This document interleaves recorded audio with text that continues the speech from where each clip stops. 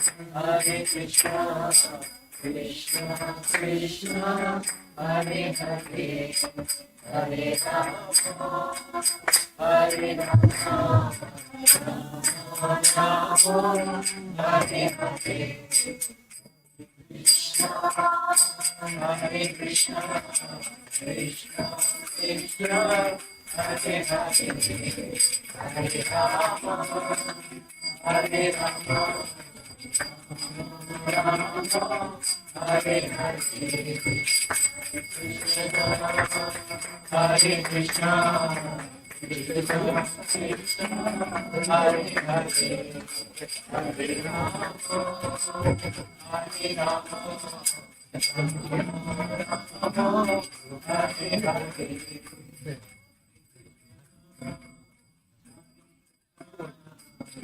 Krishna Krishna, Hare Hare, Hare Rama, Hare Rama. Sachinandana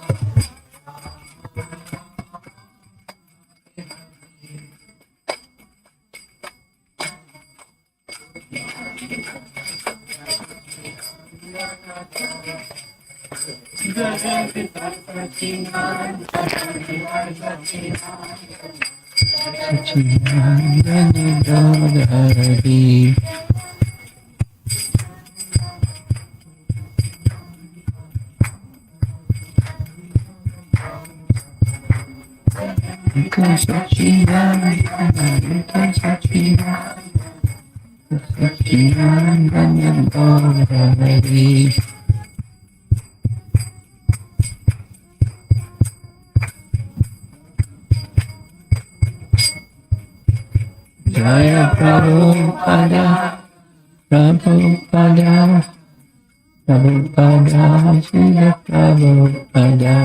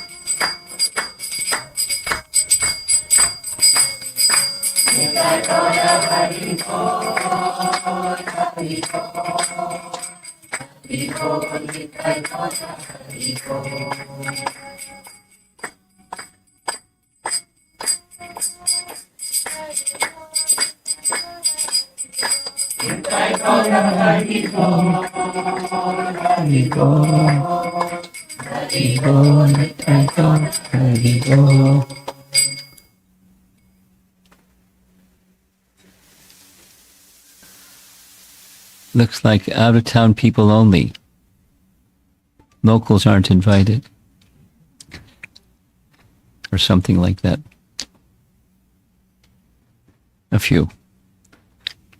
Nama Om Vishnupadaya Krishna Prasthaya Bhutale Srimate Bhaktivedanta Swami Niti Namine Namaste Saraswate Deve Gauravani Pracharine Shesha Sunyavadi Paschatya Desatarine Jaya Sri Krishna Chaitanya Prabhu Nityananda Shri Advaita Gadadhar Shivasadi Gaura Bhaktivinoda Hare Krishna Krishna Krishna Hare Hare Hare Rama Rama Rama Hare Hare. There's 8 chapters in this little book, Madhurya Kadambini, and we're having just 2 chapters left, 7 and 8. Chapter 7 is focusing on this light topic of bhava bhakti. And I wanted to begin with a little review of something from yesterday evening. So I'm going to back up a little bit.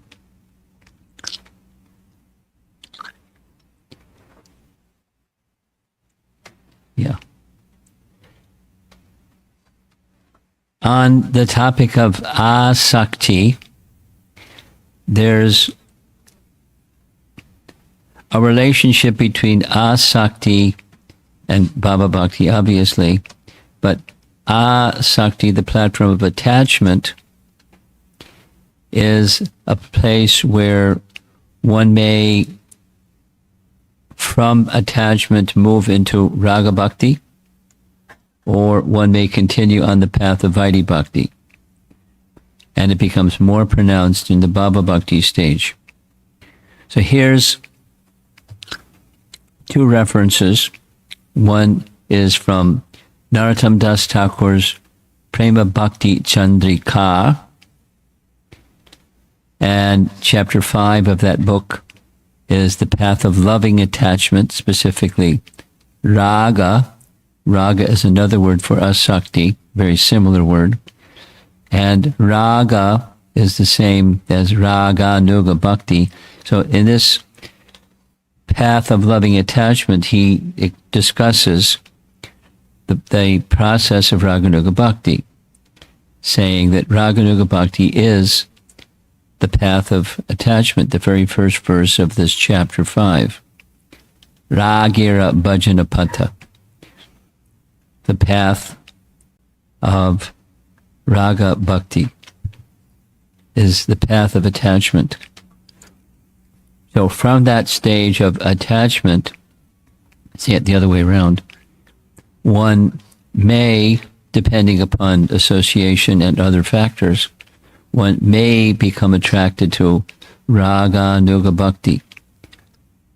And there are specific elements of raga nuga bhakti besides attachment, and that raga nuga bhakti specifically indicates following in the footsteps or becoming attached to one of the ragatmika bhaktas, this in Rupa Goswami's writing. And similar, this is just to focus on the asakti topic. A book, very short, like this book, very powerful, like this book, very elevated in its own way. It says, is it a treatise on how to advance on the path of raga bhakti, manashiksha. In the very first verse is a verse where he's speaking about or writing about attachment. And we heard from the asakti stage, the attachment in asakti is specific to the object, and meditation upon the object, and spontaneous meditation upon the object Radha Krishna. So the path that Raghunath Das Goswami describes in Manashiksha is this path, same as what Narottam Das Thakur is saying. It's not just they agree, it's the path of Raganuga Bhakti, Raganuga Sadhana Bhakti, and the path of Rag, spontaneous attachment. And two adjectives, the attachment that's apurvam, extraordinary, and atitaram, intense. If you remember from the commentary of Jiva Goswami, how bhava is awarded by Krishna rarely when there's not only attachment, asakti, but intense attachment. So bhava bhakti that's on the path of rag is awarded by Krishna. Of course, Krishna has agents and representatives and instruments through whom he works, but Krishna is the giver. It's a detail, an embellishment, but I thought it would be nice to bring it up. The path of attachment. Supposing one doesn't have the association of a rasika bhakta or something, is it possible that one can move into bhava bhakti without raganuga bhakti? Yes. We'll see shortly. So, transcendental emotion, using again this image or poetic description. Bhava is the blossoming of a cluster of flowers that's below the big flower at the top, and the smaller flowers below the big flower top, there's the buds. Cluster of flowers of the creeper of bhakti with an outer and inner luster. Outer and inner luster. These are the two lusters. Su durlabha. Very durlabha. Very difficult to attain or achieve. And moksha lagutakrit. We spent some time, we're going to spend some more time because there's a fair amount of interest in that topic. Pretty strong. Deriding even the conception of liberation. Like not only not interested, deriding. The language of Vishwanath Chakravarti Thakur. And following the verse in the sequence of Canto 1, Chapter 2, there's 17, 18, and 19. We discussed them. In 19, to 1 to 19, it describes, Sutta Goswami describes the awakening of, or the bestowing of Shuddha Sattva. So beyond, in this bhava stage, the slight traces of the modes of nature, ignorance and passion, completely gone. And behaviors that are inspired by or influenced by those modes of nature, completely gone. And again, spontaneous platform where Shuddha Sattva is the platform of bhava bhakti. When will that day come, huh? One atom of bhava totally uproots ignorance. So ignorance and passion as well. And his poetic description, those flowers, the cluster of flowers, while the profuse release of fragrance from the flower of bhava invites the bee, Madhusudana, and causes him to appear there. So he, Krishna, the bee, Madhusudana, is attracted to that place that's very, very pure, ecstatic devotion unto him. He's attracted. So that's symptom of the prema stage. We're going to see that shortly too. The perfume of the flower of bhava melts all emotions in the heart. So the heart, before it was in the ruchi stage of the heart, it shines, and now the medallion, or here is the perfume of the flower of bhava melts all emotions in the heart. It's very much from the heart experience, naturally emotion, transcendental emotion. And because the mind is there, then the senses are also craving contact with Krishna. And when that craving of contact with Krishna is there, now we're going to spend some time with moksha lakutakrit, deriding even the conception of liberation. Here's different descriptions of that one topic. We're going to spend some time on that topic because in previous classes it got a lot of traction. So this is what Bhaktivinoda Thakur writes in Jaiva Dharma, chapter 19. Even a touch of the ecstasy or bhava of Bhagavat Rati,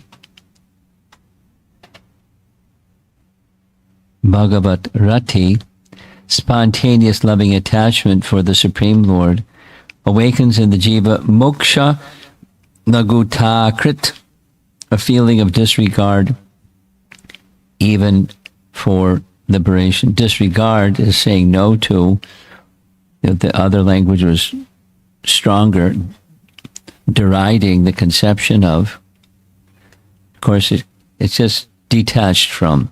Even the notion, the anticipation, when will that day come that I'll go back to Godhead, or I'll experience the self-centeredness is gone, and the Krishna-centeredness has taken its place. Ishwara Puri, I mentioned this, now I'm bringing it up again, from Padyavali, in the section where it's just glorifications of the Mahatmya of the holy name. That's nice. I'll just read from the translation. Let the twice born enter the fearless kingdom of yoga, Vedic study, and solitary meditation in the forest. Let them become liberated in that way. He's not denying that they can be. He's acknowledging they can be. And let them be happy in that position of liberation by these methods. As for us, we will spend hundreds of thousands of births not aspiring for liberation, chanting the holy name of Lord Krishna, whose splendid dark complexion and yellow garment are like a host of blue lotus flowers blooming in a grove of yellow flower-bearing Kadamba trees. Poetry again, but the name of Krishna, or the reciting again and again and again in Vrindavan, hankering to be in Vrindavan with Krishna, because that's where Krishna eternally resides, in Vrindavan. That's my aspiration, and I'm happy with that. And others, liberation, no problem. Now, a little bit at this coveting or hankering for or aspiring for, or these different Sanskrit words. Asha, desiring. Spriha, hankering for. So, Bhakti Siddhanta Saraswati Thakur, as you know, wrote a commentary on the entire Sri Brahma Samhita, and in the purport for verse number 54, he describes the sannyas ashram, where one is accepting sannyas ashram with the aim of liberation, not with the aim of Krishna shelter. One can certainly take sannyas ashram, or one can take grahastha ashram with the aim of Krishna shelter. But one may take this. So mamata, we discussed mamata way back, and it goes along with aham and mama, or I and mine. So that which is in the category of mine, or mama, is also more formally known as mamata. So in the material conception of life, there's the body and that which is produced by the body. So there's attachment to the fruits of work. As much as there's attachment to the self as the body, then naturally it flows that which is produced by the body is mine. Like my house, my bank balance, my family, my car, my fill in the blank, material something is produced from the body or the activities of the body. And that's mine. I and mine. Material I and mine.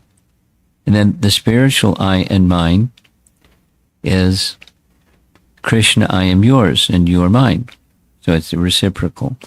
I submit myself unto you. I am yours. You can do with me as you wish, because I'm yours. Now Krishna is loving and he's not going to misuse that submission, but it's the submission of a Vaishnava. But supposing one's mamata is, I want liberation. Here's what he writes.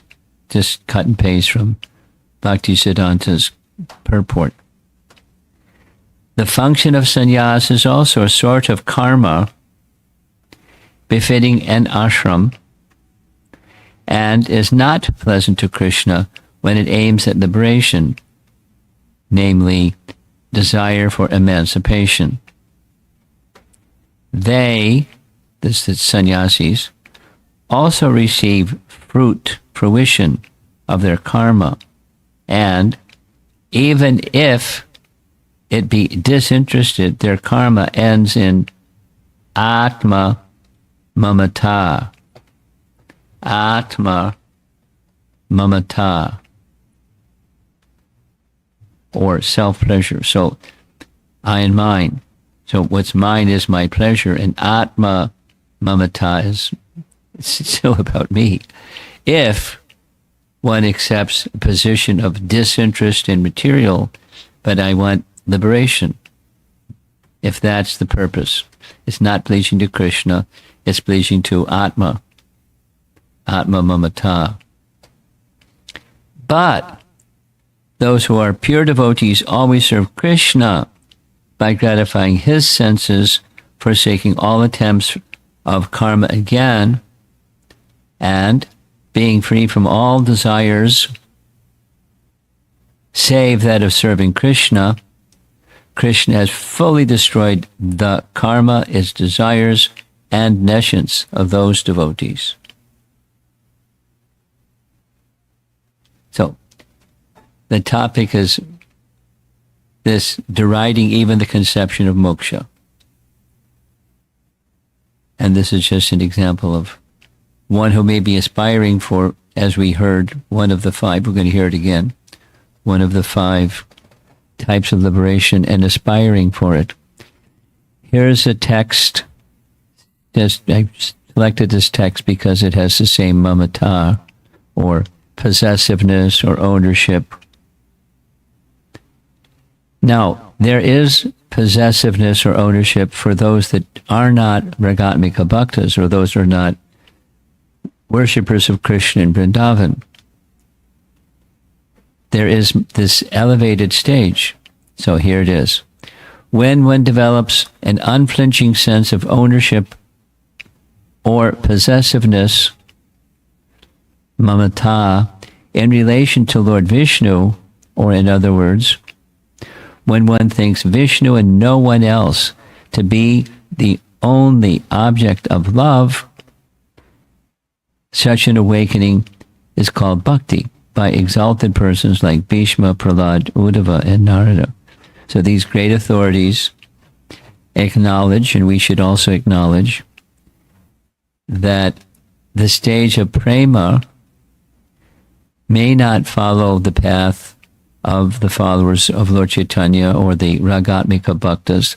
They may be on a Vaidhi Bhakti platform, and they may achieve the stage where Vishnu and no one else but Vishnu is my object of love. It's certainly more than possible. It's more common, or more rare, is the stage of Raganuga Bhakti, or Ragamarg. But it's available through association and so forth.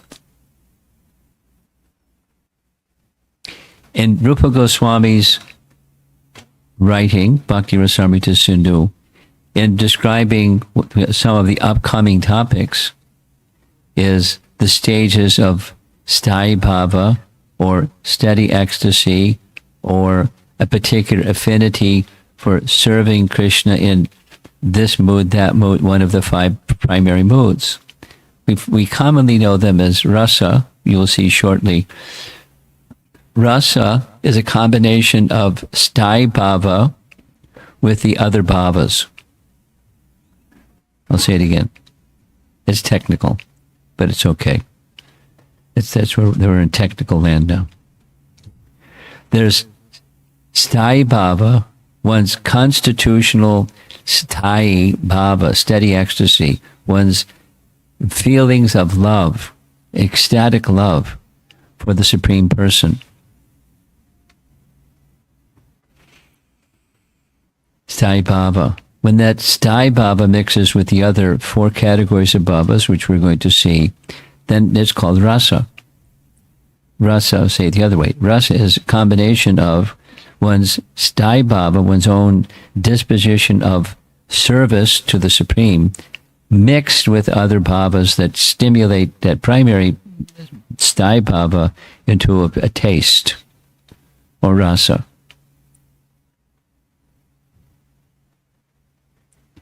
So when Rupa Goswami is discussing this topic in Bhakti-rasamrita Sindhu, it's a whole section, long section, he uses again and again and again this word mamata, or at least in Bhanu translation, it's intimacy or affection.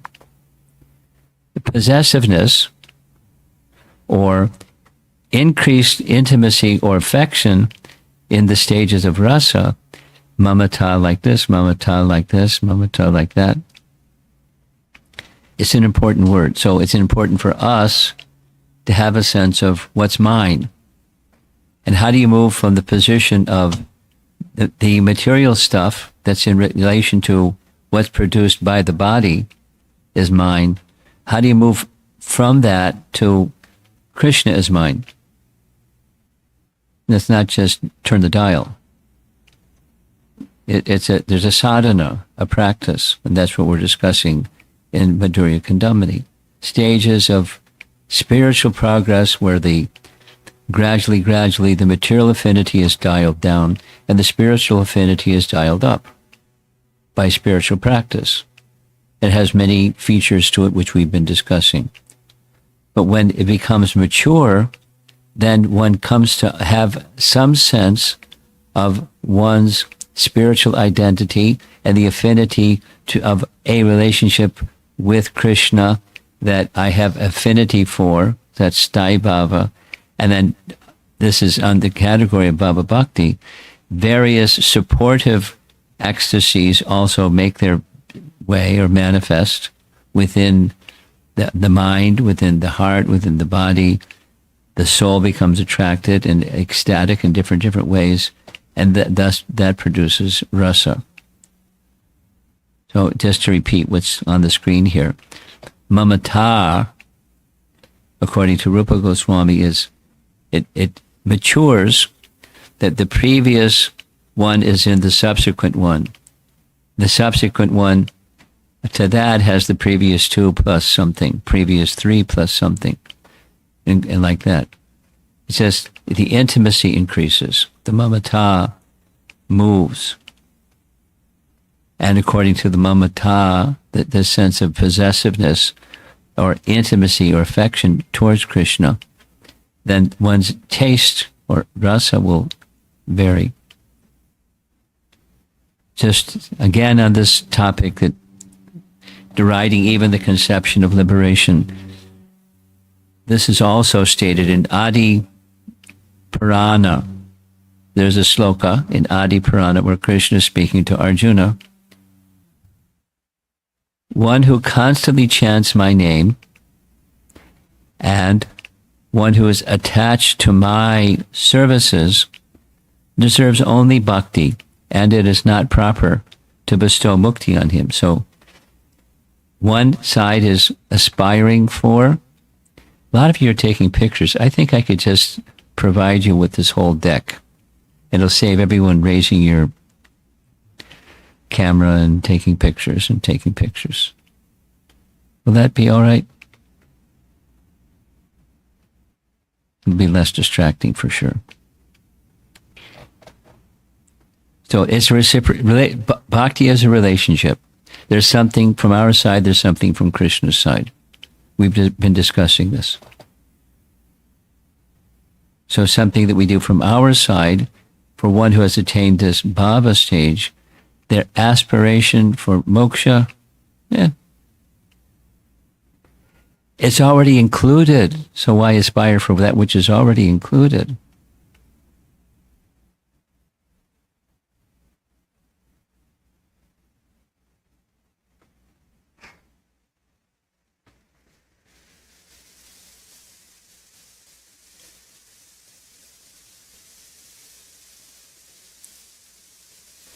I'm just, be respectful to older devotees. Don't be a traffic cop. Our nice new devotee there. She knows how to behave. Don't be a traffic cop. Thank you. He's sitting down. Mataji. Guess what our topic is? Bhava Bhakti. Light topic, right? Bhava Bhakti.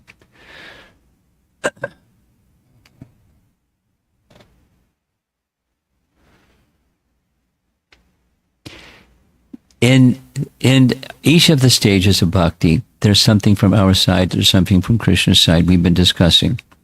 So this bestowing, we heard it yesterday, we're hearing it again, the context of Krishna.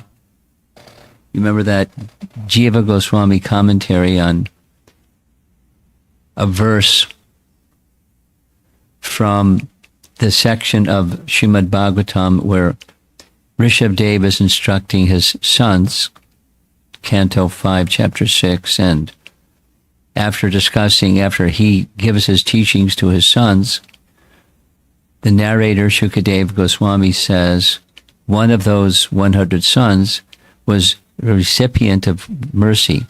He attained the stage of bhava. And then Shukadev Goswami goes on to say that Krishna very rarely awards bhava. So it's something, we discussed this yesterday, something that awakens and something that's bestowed.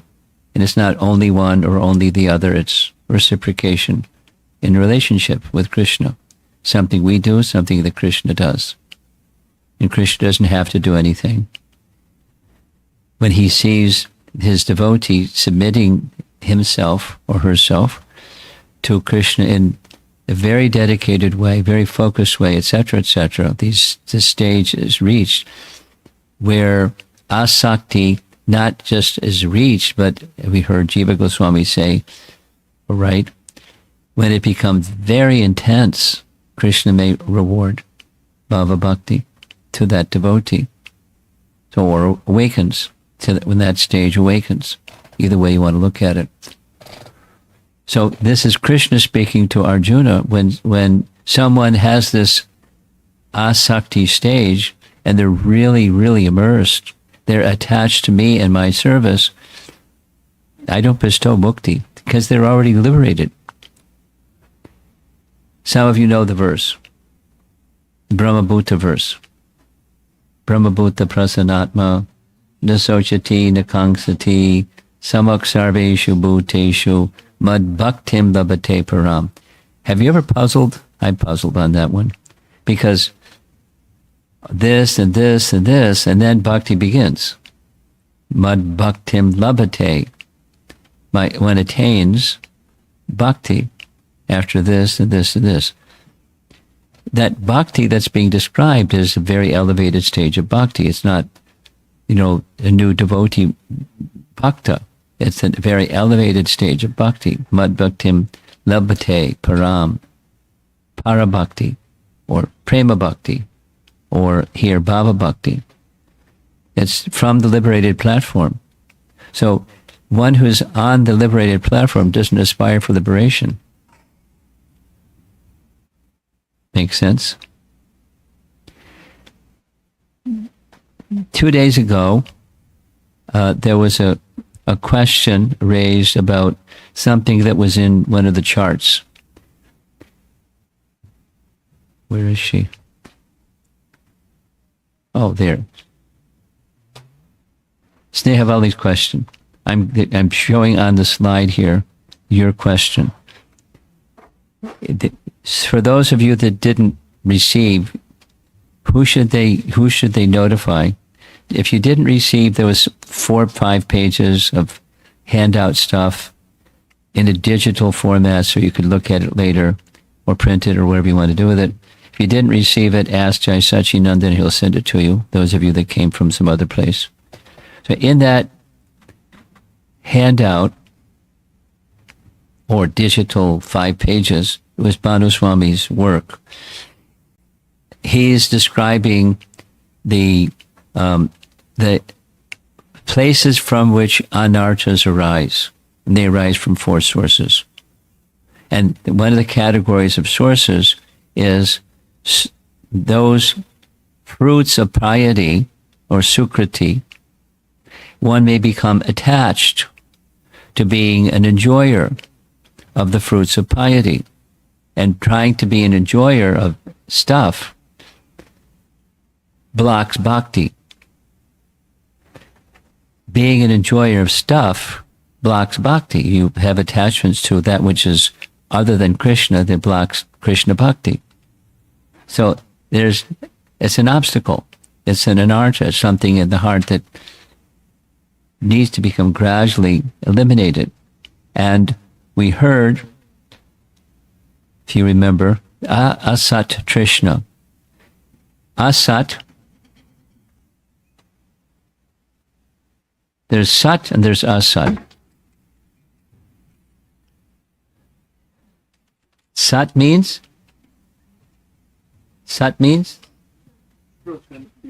eternal. Eternal. Sat, like Satchitananda. Sat means eternal. So asat means not eternal or temporary. And trishna means thirst or aspiration for. We discussed this. So you replace asat trishna with Krishna trishna. Thirst for Krishna. But of the categories under asat trishna, there's a list in that handout sheet. You'll see gross material things, trying to attain swarga, trying to attain mystic cities. Those are clearly material. And then it mentions the desire or trishna for liberation. So those of you that are with us, you know this discussion. We're just a repeat. Those that weren't with us, it's nice understanding. The word for having a desire for something, there's different terms. There are differences. That's why there's different terms. But the similarity is it's a desire for something.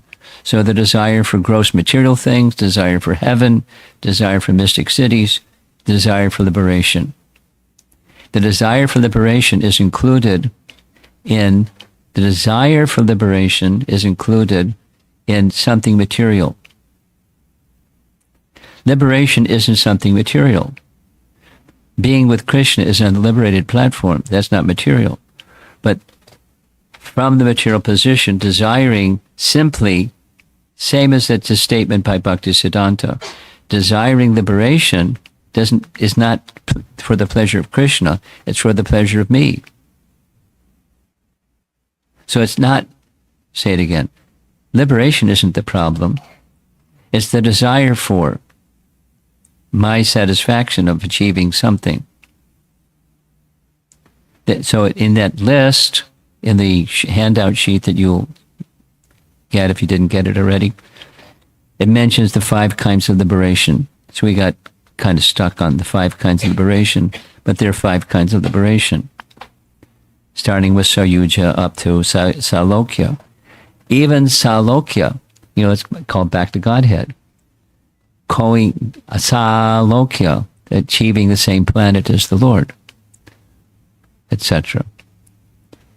Here's the verse that we made reference to from Bhakti Rasamrita Sindhu. That the particular verse is indicated at the bottom. And here's the verse. Bhukti mukti spriha yavat pishachi hridi vartate. So in the bolder letters, mukti spriha. Mukti spriha means the desire for, for liberation, mukti spriha. Desire for bhukti and the desire for mukti. They're compared to a pishachi, a witch. Here's the translation from Chaitanya Charitamrita. The material desire to enjoy the material world, that's bhukti, and the desire to become liberated from material bondage, mukti spriha, are considered to be 2 witches, pishachi. Hridi vartate. And they haunt one like ghosts. As long as these witches remain within the heart, Hridi vartate, tavat, yavat tavat, cause and effect. From this comes that. Bhakti, the happiness, the real happiness or transcendental bliss, will be blocked.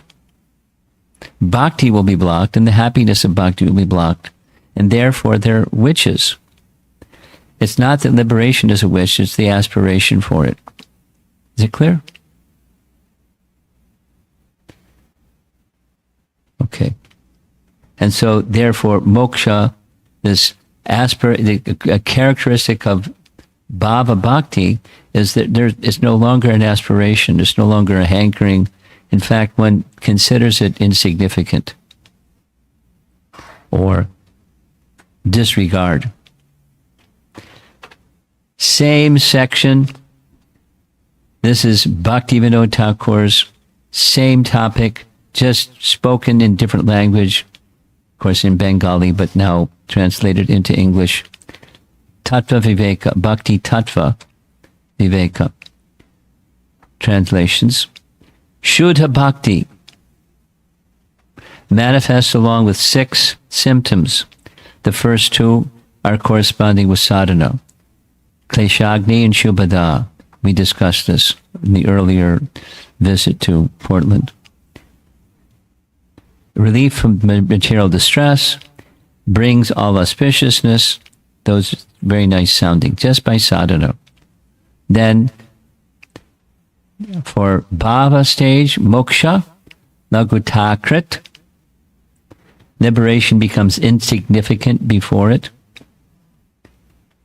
Su durlabha, rarely achieved. We're going to hear from Bhakti Rasamrita Sindhu about both of these.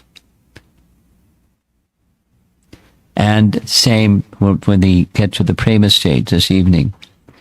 It grants intense transcendental pleasure, prema, and it's the only means to attract Krishna. In the stage of sadhana bhakti, only the first 2 symptoms appear. So Shubhada and Kleshagni. The first 4 symptoms appear in the stage, in the stage of bhava, and prema has all 6. So here's Bhaktivinoda Thakur's discussion in Tattva Viveka of this moksha lagutakrit. He makes a reference to Narada Pancharatra. The various kinds of perfection headed by mukti and the entirety of mundane pleasure follow behind the goddess of Hari Bhakti, namely Bhakti Devi, as her maidservants. Their maidservants follow around the queen that they're serving. So the queen is Bhakti Devi, and these other 2 just follow around, Mukti and Bhukti. Mukti and Bhukti. They're the maidservants of Bhakti. And then Sudurlabha. From Bhakti Rasamrita Sindhu. This is Bhaktivinoda Thakur's rendering. There are 2 reasons for bhava, for Hari Bhakti being so rare.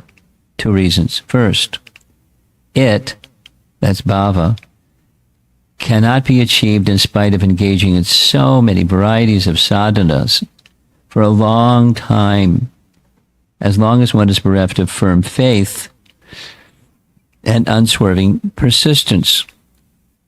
This has to do with the nishtha. One has to pass through the nishtha stage, in other words. Secondly, only by executing sadhana with expertise in bhajan for a long time, and after offenses to both the holy name and Vaishnavas have been dispelled by the mercy of the Lord, unalloyed devotion, which establishes one in knowledge of his constitutional identity arises in the heart. So the constitutional identity has different degrees of maturity. One is, I'm the eternal servant of Krishna, and not just notional and check the box and get an A in your Bhakti Shastri exam, but realize it and live it during good times and bad times, good fortune, ill fortune, all times, regardless of circumstance. So then that's one's constitutional identity, eternal servant of Krishna. But then there's further and further and further revelations that may come with as bhakti unfolds further and further, matures further. Here's a detail. It's referenced from Chaitanya Charitamrita Madhya Lila, chapter 22. This is the Sanatana Shiksha section. Lord Chaitanya is instructing Sanatana Goswami about bhakti. Chapter 22. I didn't include the Bengali. Here's the translation. The advanced devotee who is inclined to spontaneous loving service should follow the activities of a particular associate of Krishna's in Vrindavan. He should execute service externally as a regulative devotee, as well as internally from his self-realized position. Very advanced stage. Thus, he should perform devotional service both externally and internally. If one engages in spontaneous loving service to the Lord, his affection for the lotus feet of Krishna gradually increases. There was a question yesterday. How to increase? Here's the how-to.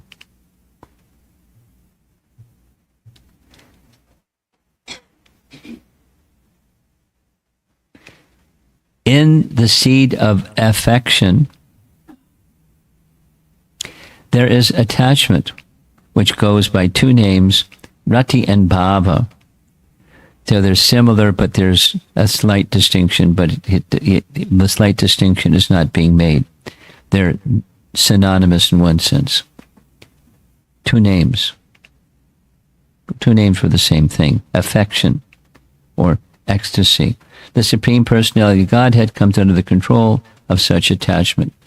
So an attachment that's back to the asakti, but we discussed this yesterday, so I'm repeating.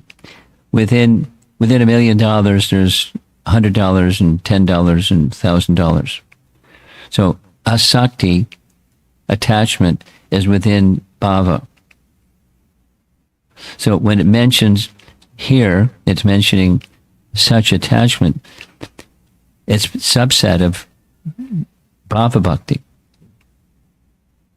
And the Supreme Personality of Godhead comes under the control of such attachment with affection. That's the prema stage he's controlled by.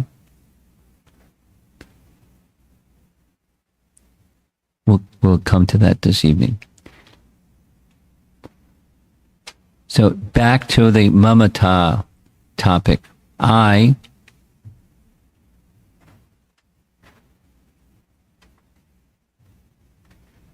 go.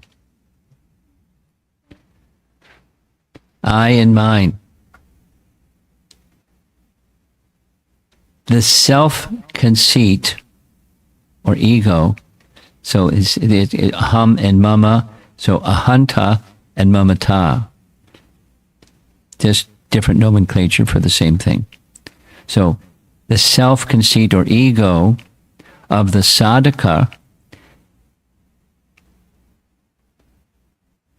gets dissolved, and it as if it enters into a siddha deha, or a perfected spiritual body, suitable to his desire to serve the Lord.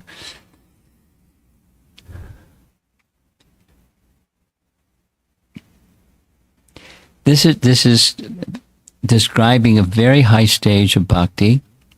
For most of us, it's beyond even getting our super telescope up and looking into the sky and seeing it. It's very elevated. So we just take it from those that are experiencing it, describing what that experience is. There's a spiritual body or a spiritual form that we all eternally are and are situated in. And when that becomes awakened by the removal of coverings and the awakening of, as bhakti matures to that stage that one Siddha Deha becomes revealed, then the false ego, the ahanta, seems as if it enters into that spiritual identity, suitable to his desire to serve the Lord. The material body remains almost as if he has left it. His sense of possessiveness, mamata or mine, becomes like a bee. So that's where it was Madhusudana, the bee, enters into the heart of one who has attained this stage. Now it's a different metaphor. Not like if this is right, then that's wrong. It's just a different way of looking at the same thing. So one's sense of possessiveness acts like a bee seeking the nectar of the Lord's lotus feet. Poetry. Bhava is the immature budding stage of the Lord's Sarup Shakti. The immature budding stage matures. It's the stage that leads to the Lord's Sarup Shakti, Sambit, Sandini, and Ladini, or Satchitananda. Now, two types of bhava. We discussed this a little bit. That which comes into the raga bhakti stage, and that which doesn't come into the raga bhakti stage, but the vaidhi bhakti stage. Just still, are there bhavas? If you don't follow raga bhakti, yes. It's less in quantity and less in quality. But bhava may be experienced by those who are not raga bhaktas or rasika bhaktas. Bharat Maharaj is the example from yesterday's discussion. All that I'm attempting to do is take scriptural references and paint a picture. From authoritative sources, what do they say what this very, very advanced stage is, what it looks like, and so forth. So description of bhava. Now we're going back to Madhurya Kadambini. Marked by the appearance of the Lord's Sarup Shaktis, like rays of the dawning sun. Rarely achieved, we already touched on that. Derides the conception of liberation, we touched on that.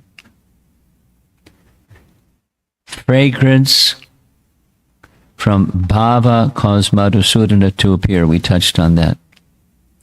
Emotions of heart become like sesame oil smeared on Krishna's limbs. Again, poetic. What's sesame oil smeared on Krishna's limbs look like, or what's it like? I don't know. Eyes turn towards Vrajendra Nandana. The consciousness, there's one spontaneous attraction, Krishna. Tears,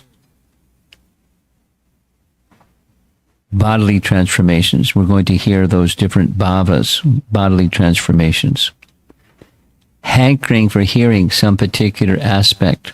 As we heard in the asakti stage yesterday, there are 11, according to Narada Pancharatra, there are 11 different types or categories of attachment, and the attachment then grows into an ecstasy or matures into an ecstasy.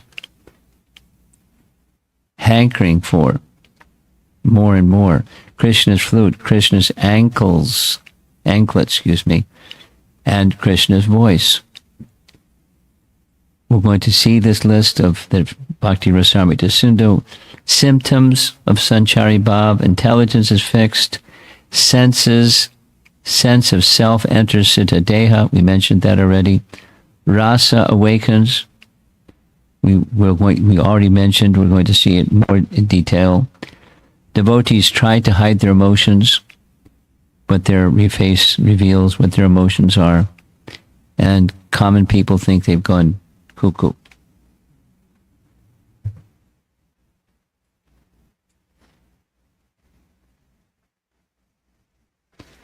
So here's the Bhakti Rasamrita Sindhu list. I mentioned it yesterday. I'm not going to go into it, so if you ask questions, my answer is going to be I'm not going to go into it. But there are 5 different types of bhavas. The first one we mentioned, sthai bhava, permanent ecstasy.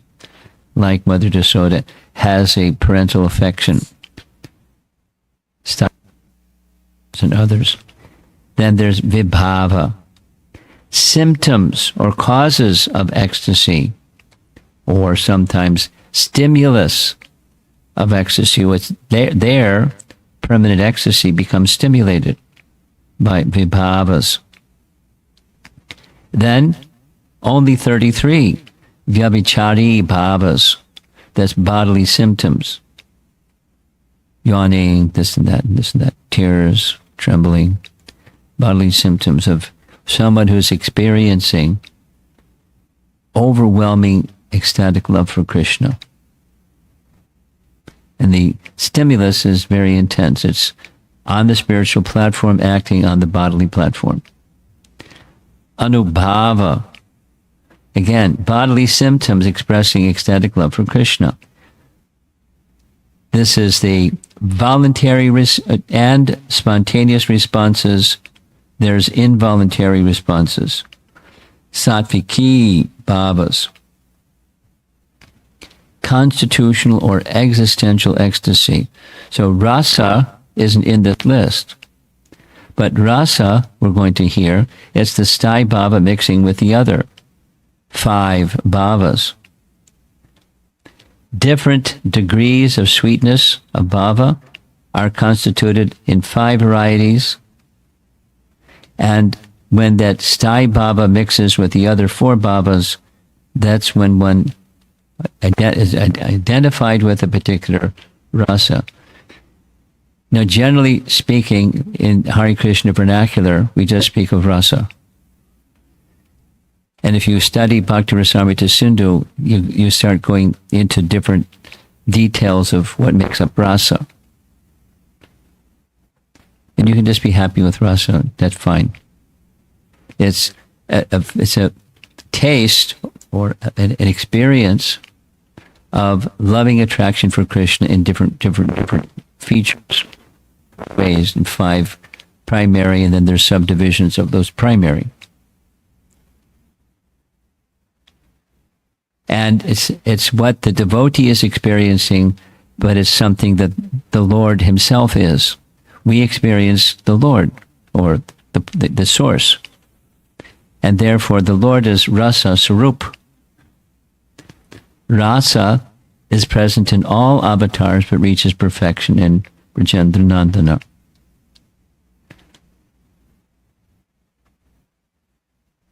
Almost done for this session.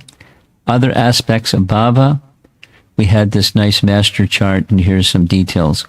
The eye and mind conception, spiritualized, pervasive. A nice Sanskrit word, adyantiki. Material, like a shadow. And meditation, one can see the sporti, this phrase that we heard already. He just makes his appearance whenever he likes.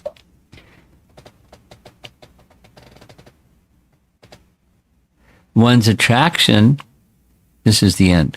One's attraction is on this spontaneous stage. From the asakti stage, it's also spontaneous, so that's included in the bhava stage.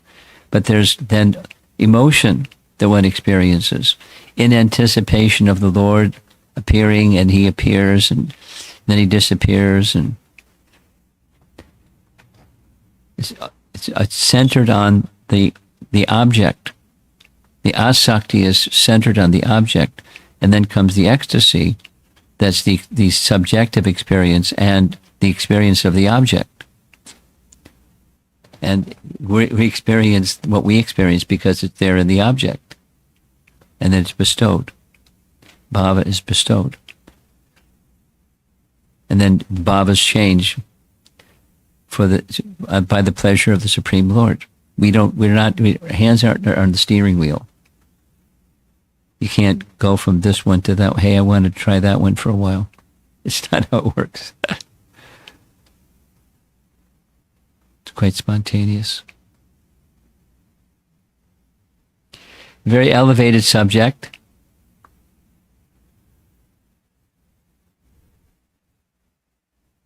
And there are some newer devotees. Most of the devotees here are been involved in Krishna consciousness for quite some time.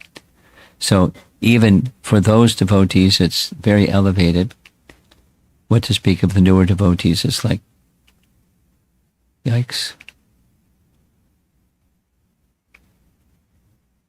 But slowly, by hearing again and being fixed in the essentials, then the mystery starts to become revealed a little bit more.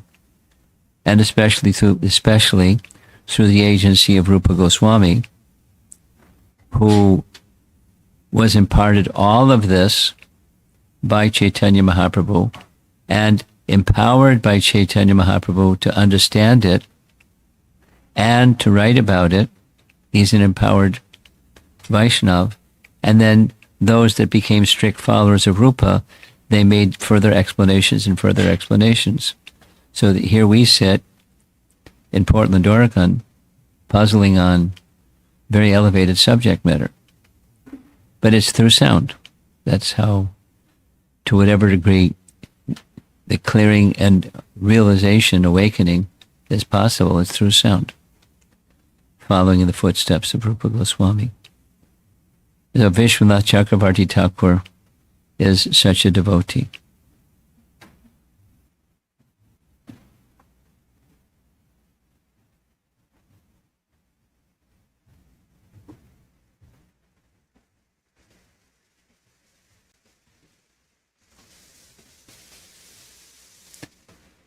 The playful one.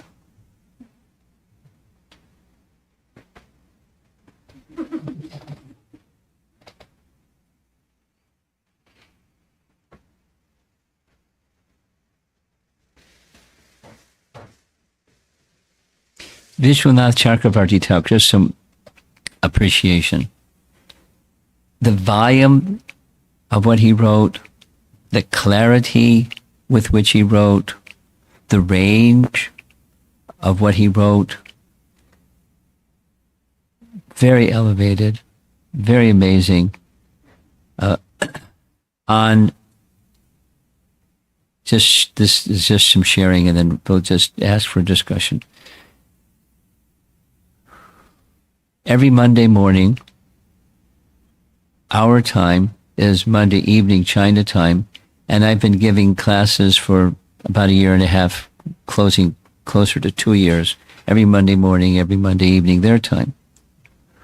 So that the topics, because the topic that previously we were discussing was the life of Madhvacharya. And the life of Madhvacharya is not rasika by nature. It's elevated, and his life and his teaching, very elevated, very charming. But I thought, let's switch gears. So we started speaking about Radharani. And boy, there's lots of questions about Radharani, more than about Madhvacharya.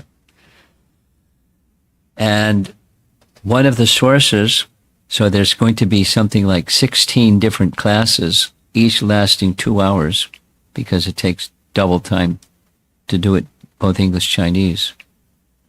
And Monday morning, their time is 7:30, our time is 4:30.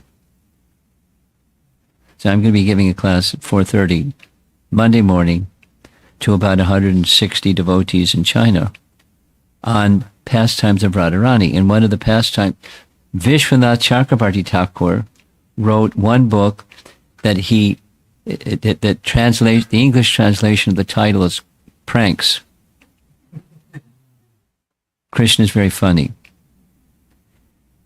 And his meeting with Radharani is very creative and very humorous and very funny.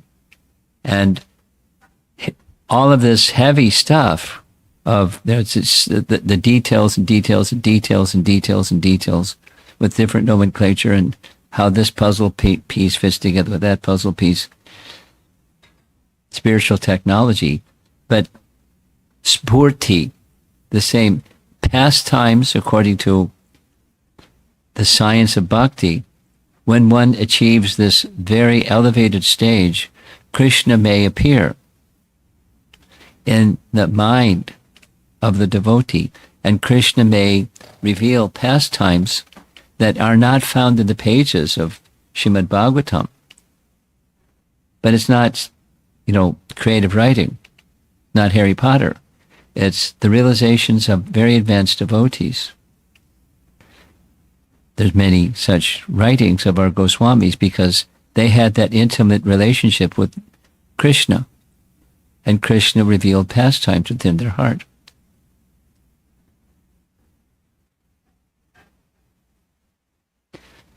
Here's a little story. This is from Bhakti Ratnakar. So, appreciation for Vishwanath Chakrabarti Thakur. His range is amazing. He is on the topmost platform, and Krishna sometimes to reciprocate with him in revealing pastimes that are not within the pages of the Bhagavatam. In Bhakti Ratnakar, it's a nice book, an authoritative book, primarily written about the followers of Lord Chaitanya after Lord Chaitanya's departure, primarily, and very confidential things about the exchanges amongst the devotees. So there's one passage that illustrates this. One time,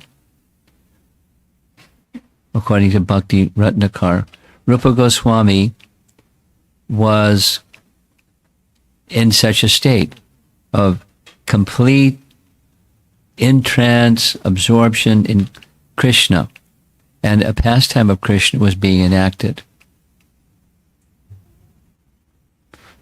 And the pastime of Krishna that was being enacted was there was an exchange between Krishna and the gopis that was very funny, a loving exchange.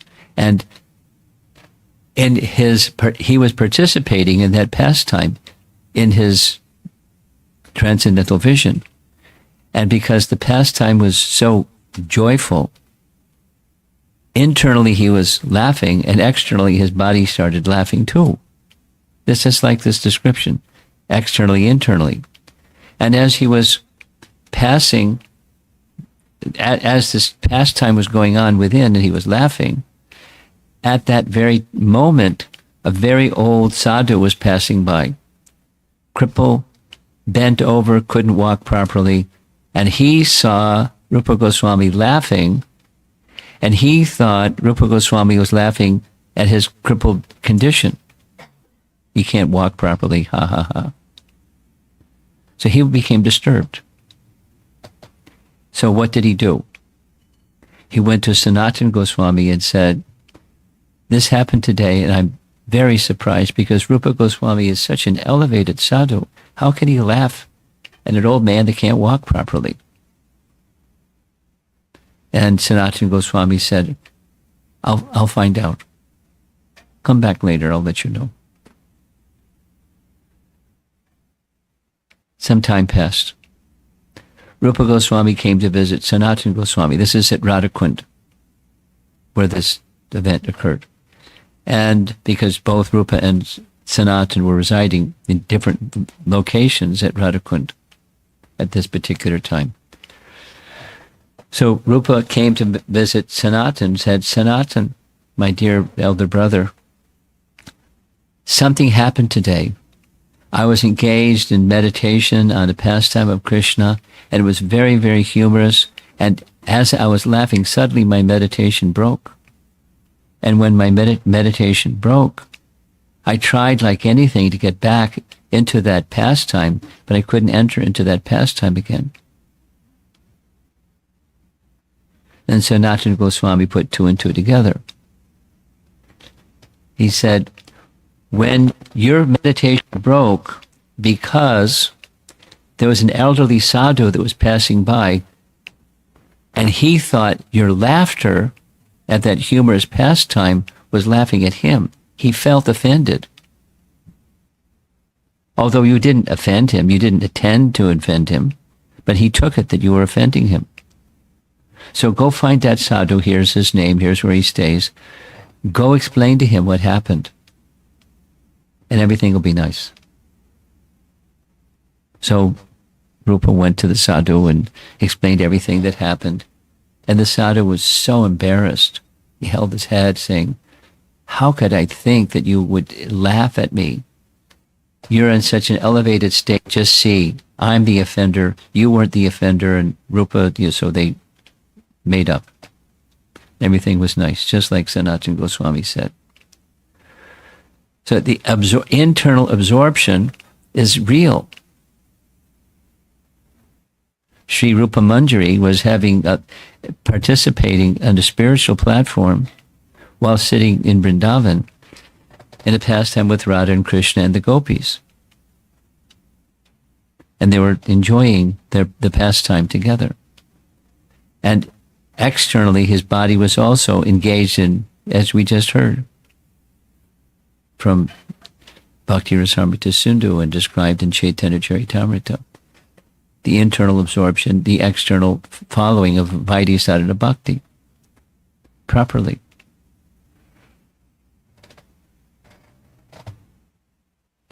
So the elevated stages are accessible, they're rare. That's one of the things that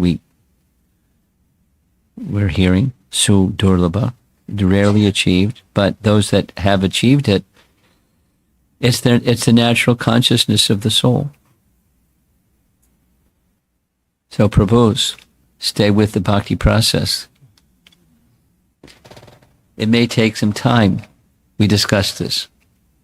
So for those that weren't with us, it takes time for a tree to bear fruit. Be patient.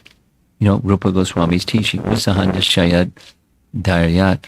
Patience is necessary. Be patient. And while you're being patient, don't just be patient. Be enthusiastic.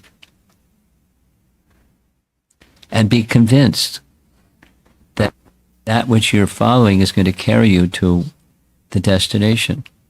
The destination is Krishna. And all of the other things, nice things that are described in Madhurya Kadambini, how to do that nice following over a period of time so that you reach the destination.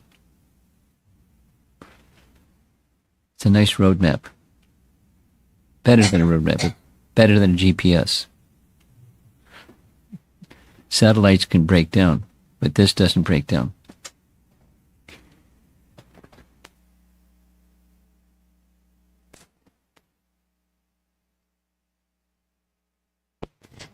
She doesn't need... She does. In your slide, when you cited the Algebra and 65 staff, I believe there was a sentence in there that was attached to my services. And yes. So I was curious if you could define the scope of what my services is. So when I normally think of that, I think of like chanting for Krishna or like Prashad, but what else would kind of fall under that idea? Well, you have an occupation, and if you offer you or any one of us offer our occupation to Krishna, that's a service. Now, you can do the service in a different consciousness, certainly. It's just, maintenance. It's just practical maintenance, and that just stops there and begins there and stops there.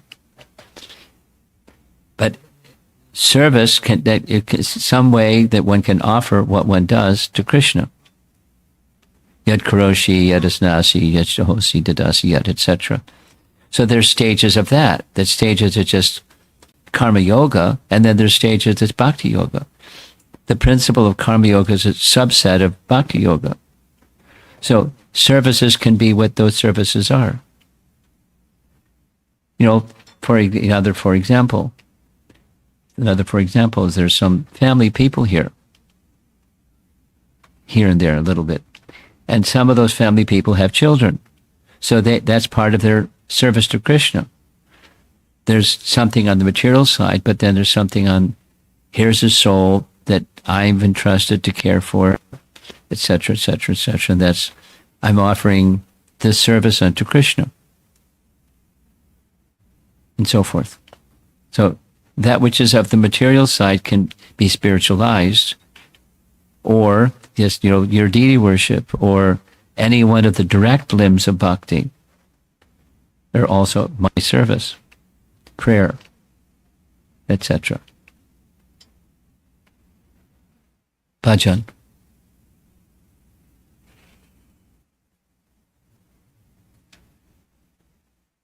Anything else? Yes. She needs a microphone. Thank you. Hare Krishna, Guru Maharaj. My question is related to Shuddha Sattva platform, and I'm still thinking how to frame my question. The example which is coming to my mind is what we discussed in Uddhava Gita, that where one of the explanation given for Shuddha Sattva was, if one has to take a flight, they need to go to the airport. And that is how it was. Purport is not given by Prabhupada. The disciples of Prabhupada who translated that section, they explained it, and I'm not remembering the name of Maharaj who translated it. Bhanuswami? I don't remember. No. So in 11th canto, and that's what they say, that to reach there, and that is how Shuddha Sattva platform is explained. My question is, what I'm trying to understand is, because we have discussed during Nectar of Devotion that when our sadhana bhakti is anukul, that is also considered as a pure devotional service. And here we are saying that at bhava platform, Shuddha Sattva platform comes. So what I'm trying to understand, before bhava, the bhakti practices which we do, are they part of pure devotional service, or there is a trace of Shuddha Sattva there? I hope I'm clear. Your confusion has become my confusion. If what you're asking, I'm not sure what you're asking, if what you're asking is the immature stage of bhakti, are there traces of Shuddha Sattva? Yes. Even in the immature stages? Yes. Well, I'll give you a yes and a no. Here's my answer to the yes. Tulsi Devi is a Tulsi seed. B, Tulsi is when the seed is fructified and there's two leaves that sprout from the soil. C, ABC. C, Tulsi is when there's the full plant and there's many leaves. The next one is when there's Tulsi manjaris. The next one is where there's flowers from the Tulsi manjaris. The next one where the flowers produce seeds, or all of the above. They're all Tulsi. So now, back to your question. In the preliminary stages of bhakti is Shuddha Sattva within those preliminary stages of bhakti, before the bhava bhakti stage. That's your question. Yes. The potential is there, provided one continues to cultivate in standard ways. The potential is there, but it's not matured yet.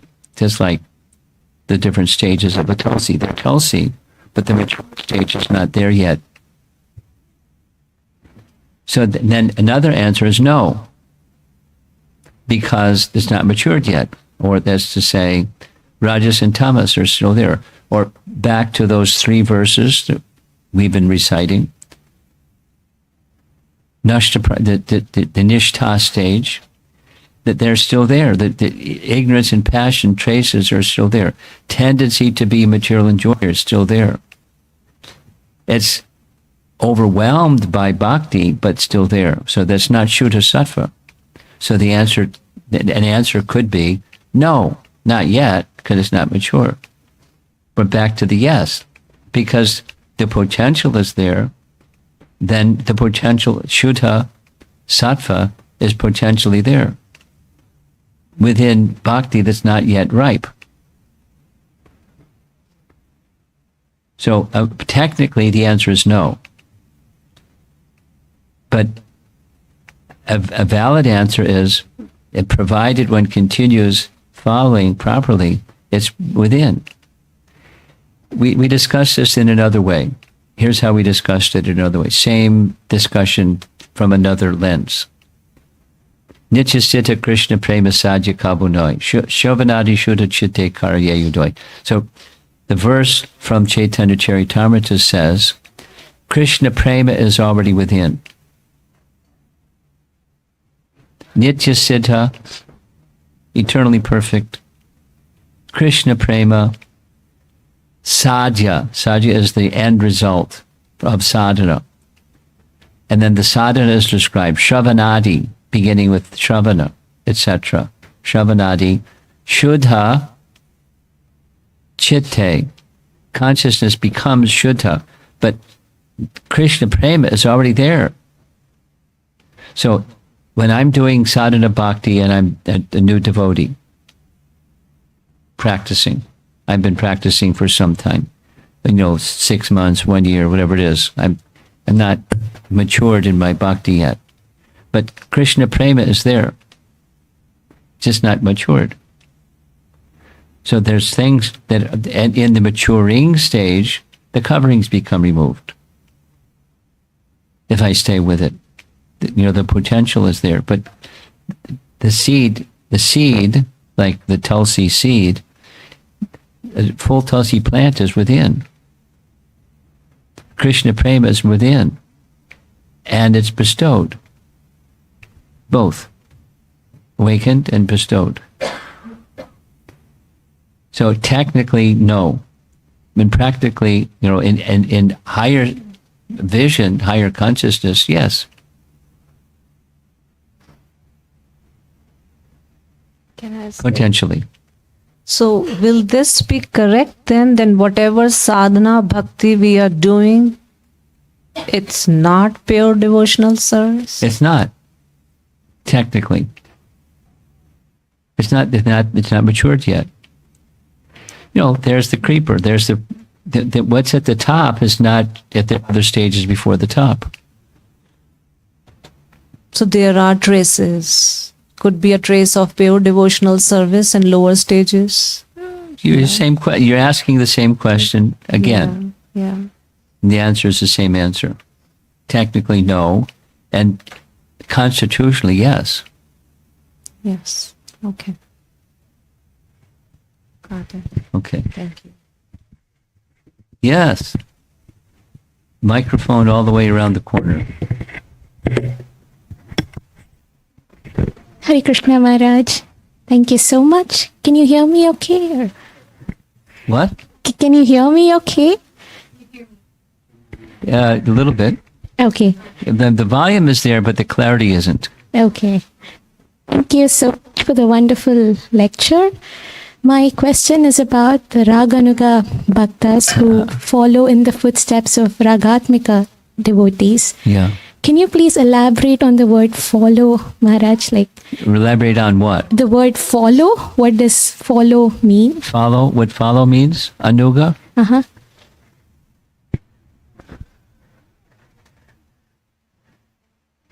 Well, yeah. I mean, in principle, there's details. But in principle, It's in one's heart or in one's mind or in one becomes inspired by a particular mood, and even more than a particular mood, a particular devotee that's exhibiting that mood. And amongst the gopas or gopis or the elders, there's a particular mood. So you hear about, you remember, you discuss, you become a follower, anuga. You by association with that particular devotee, the characteristics of that devotee become passed on to you by association.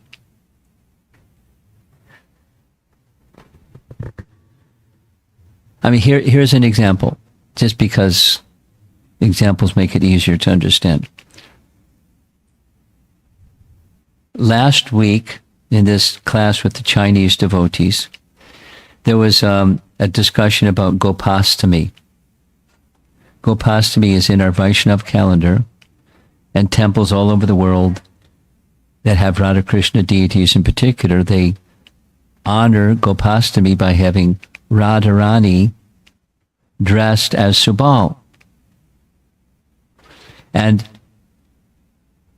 she, Radharani, is wearing a dhoti. And she, Radharani, is showing her feet, which she doesn't show the other days of the year because she's Radharani. But in the mood of acting as if Subal, she shows her feet and she's holding a calf across her chest, so she can escape the vigilance of her mother-in-law and go see Krishna. But so it's an arrangement that Subal, very confidential, Priyanarma Saka Subal. So someone may be like, wow, Subal, he even looks like Krishna, like Radha. And over and over and over again in past times, when Jatila sees Radha and Krishna together, and then she starts complaining, they say, oh, Jatila, you have bad vision. It's Subal. He looks just like Radha. Come on. So, he has a nice mood and a nice service, and he has this very, very special relationship in Vrindavan pastimes. So supposing somebody has a fascination for Subal, and he does other things and other things, not just those things. He's very intimate. So then one becomes a follower of such, that the characteristics, not the body color changes, but the mood becomes like that follower, or that person who one is following, a perfected soul in a particular mood of service, etc. Anuga means to become a follower.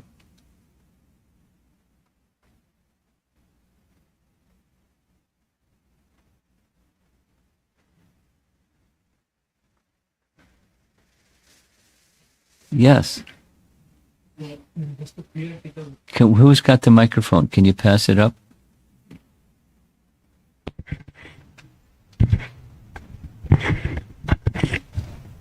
Speak slowly. Hare Krishna Maharaj. Concept of having a desire for liberation. Technically, I think because they're still in the neophyte state, it's a chance for them to fall down even after they attain either impersonal or go back to Godhead, but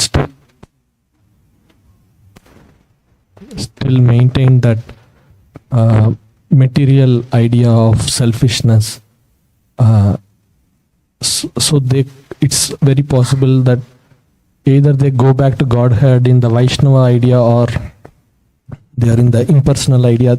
They may fall down if they continue to maintain that material selfish. You're asking a very subtle question, and the sound system isn't cooperating. let me say back what I think you're saying, and you can correct me if I didn't hear it correctly. This isn't what you said, but we certainly have this notion of going back to Godhead.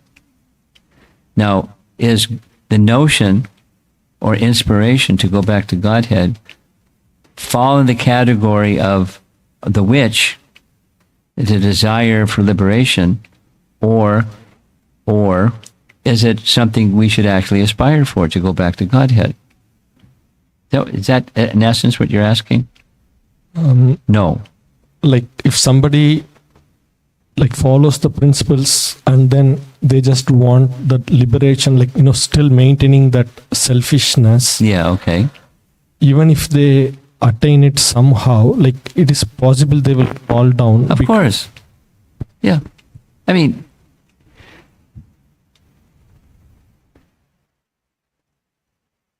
to go back to Godhead, just like bhava bhakti is awarded to those who are qualified. So the go back to Godhead is awarded to those who are qualified.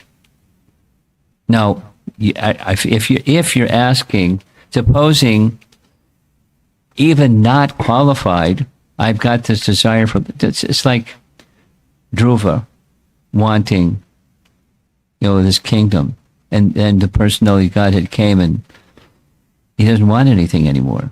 So the desire for, similarly, the desire for liberation may just vanish when one becomes qualified to receive it. And he received it. He received the ruling or presiding in the abode of the personality of Godhead Vishnu for the duration of the universe.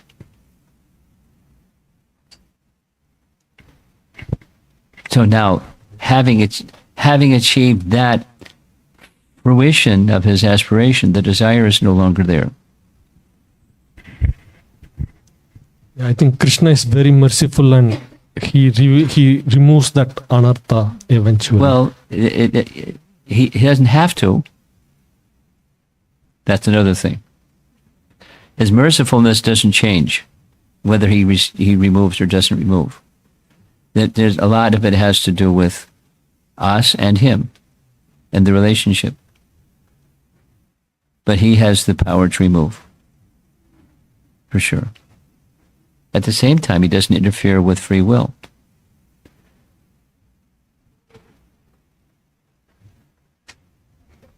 Okay. Something over here? Someone you were wanting something? No. Okay. Srila Prabhupada ki jai.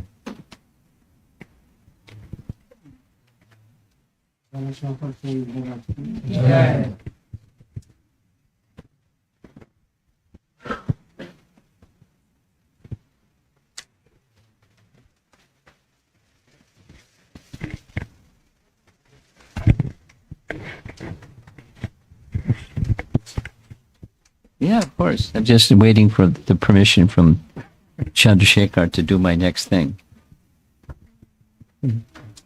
I am no one to permit. Hi Krishna. Thank you so much, Maharaj, for speaking on a really elevated topic and also the whole seminar. Thank you so much. And thank you so much for all the devotees for coming to the program and letting us serve. Very bold. Thank you.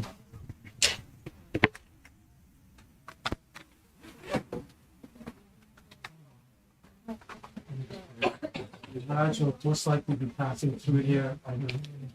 Mahaprasadam. And No move. No move. What happened? This is cookies. What happened to the non-cookies? There is one more in the bottom. Let me see. Okay. Cookies. Cookies.